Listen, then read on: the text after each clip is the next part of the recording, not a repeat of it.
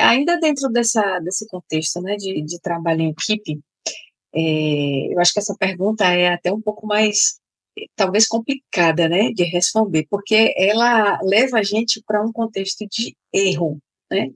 E como é que você lida, né, com situações em que as pessoas do seu time precisam reportar alguma situação de erro, né, alguma falha aconteceu, e isso, a gente sabe que isso é bem natural, até porque para que a gente tenha uma condução técnica bem de alto nível, né, de alta performance, exige muita reciclagem, muita atualização, né, muita RAT, você, você vem trazendo.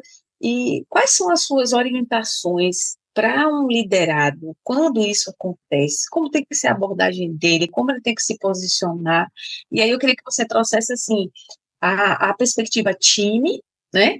Porque muitas vezes esse erro ele pode envolver várias pessoas ou apenas uma, e o reporte mesmo dessa pessoa para a liderança, como tem que ser a condução. Lá vai mais um pedacinho do Napa. Ó, vamos lá. É, erro é uma coisa assim que eu acho que eu falei isso aqui já, né, nesse papo. É uma coisa que vai acontecer, cara, vai acontecer. É É, inevitável. é Ou inevitável. melhor, não diria nem inevitável, né? Eu acho que você vai conduzir melhor aí. Não usaria essa palavra inevitável, não, porque É você verdade. pode sim se cercar de formas para tentar mitigar as situações de erro. Perfeito. Mas, enfim, como o setor fiscal Pode acontecer, é, como o setor né? fiscal É meio que isso. ele tem várias peculiaridades, é altamente especializado, tem muitas respostas a nível de depende, né? Ai, Jéssica, isso aqui eu estou enviando uma mercadoria para, sei lá, São Paulo. Qual é o ICMS? A pergunta depende. Qual a origem do item? A gente está falando de São Paulo para São Paulo, qual é a origem em termos de procedência? É um item do exterior, é um item nacional? Foi calculado FCI? Tem benefício fiscal? Tem um monte de pergunta. Então, assim, justamente como tem uma série de nuances, as chances de erro são muito altas. Existem, inclusive, várias reportagens nesse sentido, que o custo para se evitar o erro no departamento fiscal é altíssimo para as companhias, né? Então, assim, a gente vive se cercando de formas de não errar. Então, enfim, não tem como nunca ninguém não errar no setor fiscal, mas eu costumo dizer que todo erro é uma oportunidade. Eu acho que isso que é o mais importante, assim, né? Errou, ok, erramos, erra rápido, já corre logo para corrigir, né? Assim, uma coisa tem que ser muito rápida, e mais do que isso, sempre, a pergunta que eu sempre faço, como é que isso aqui não vai acontecer de novo? Porque assim, você pode até errar de novo, agora a mesma coisa não, porque você já teve a oportunidade de corrigir aquele problema. Então, pensando em mapa, pensando no como, porque todo mundo já sabe isso, né? Todo mundo fala, eu fico tentando falar as coisas de um jeito diferente do que todo mundo fala, porque a regra é sempre a mesma. Ai, todo erro é uma oportunidade de melhoria. Beleza, mas como você vai utilizar isso a seu favor, né? Porque não é a favor, errou, não é uma coisa a favor, mas assim, é, primeiro, como você apresenta isso, né? Porque isso faz muita diferença. É, é muito engraçado a gente treinando as pessoas e construindo um arcabouço, porque quando as pessoas já são mais treinadas, elas estão acostumadas, elas já vêm com uma série de respostas, né? Então, a verdade é, tem uma pessoa no meu time que é muito engraçada, que ela fala assim, aí você vai me perguntar, é, tal coisa, porque assim, ela fala, ó, tem essa situação assim, aí você vai me perguntar, tá, mas e tal coisa? Então, ela já fica pensando nas coisas que eu vou perguntar para já se antecipar com as respostas, e é meio isso, né? É meio isso porque a gente não perde muito tempo, né? Principalmente cargos de gestão, de alta liderança, está envolvida em situações uma das mais variadas, é, dentro de assuntos mais estratégicos, então o mínimo de tempo que for possível de perder para resolver uma situação, um problema, é assim, é um ganho, né? Situações, problemas vão existir. Então, você tem que ter realmente um mapa que liste cada um dos itens que você precisa levar. Eu vou citar alguns, tá? Vou citar alguns. Então, por exemplo, Vamos supor que é uma nota que foi.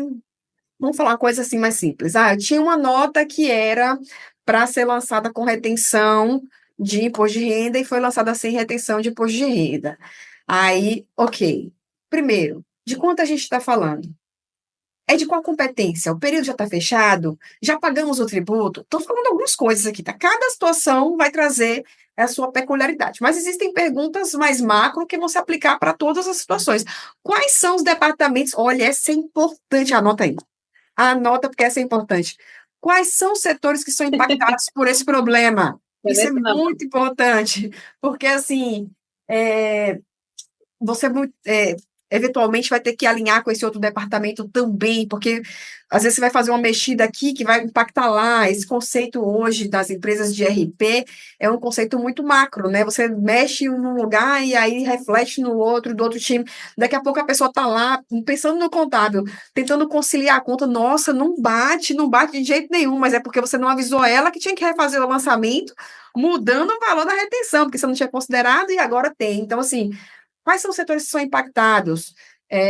Pensando em mercadoria, estoque já foi fechado? Não foi? Então, tem uma série de perguntas, é uma lista mesmo, né? Pensando em mapa, eu quero dizer no sentido de mapear mesmo, né? Existe um mapeamento mínimo necessário e obrigatório de perguntas que você tem que fazer a você mesmo, ou as pessoas que estão envolvidas naquele problema, para quando você levar aquilo ali para sua gestão, você já levar tudo mapeado efetivamente e uma proposta de solução mínima e, ok, nem sempre você vai ter, principalmente se você estiver iniciando a carreira, você nunca viu aquela experiência, você não faz a menor ideia de como resolver, mas bota a fumaça aí para funcionar, bota isso no Google, procura, é, queima fosfato, tenta pensar em alguma alternativa. Se você não conseguir, Usa a criatividade, né? na pior das hipóteses, você vai chegar e vai falar assim: olha, eu pensei em várias situações aqui e não consegui pensar em nada que se adeque, se amolde para esse caso específico. Então, pelo menos você demonstra que você tem que pensar em uma solução. Então, apresenta uma, duas ou três soluções. Quais são os reflexos de cada uma delas? Então, por exemplo, se eu optar por lançar nesse mês a retenção, eu vou ter que pagar o tributo com multa e juros, o valor da multa é tanto. Então, vai construindo isso e leva para a sua liderança para você. E a pergunta, o grande finale, né? Como não vai acontecer mais? Foi por conta de um parâmetro de sistema que isso aconteceu, a gente já ajustou, era o campo tal, de tal tabela, enfim, de tal parâmetro, sei lá. E não vai acontecer novamente. Então, assim, se eu puder tentar pensar rapidamente em possibilidades, eu diria que esses são os itens. Claro que aqui eu estou falando de forma bem superficial, né?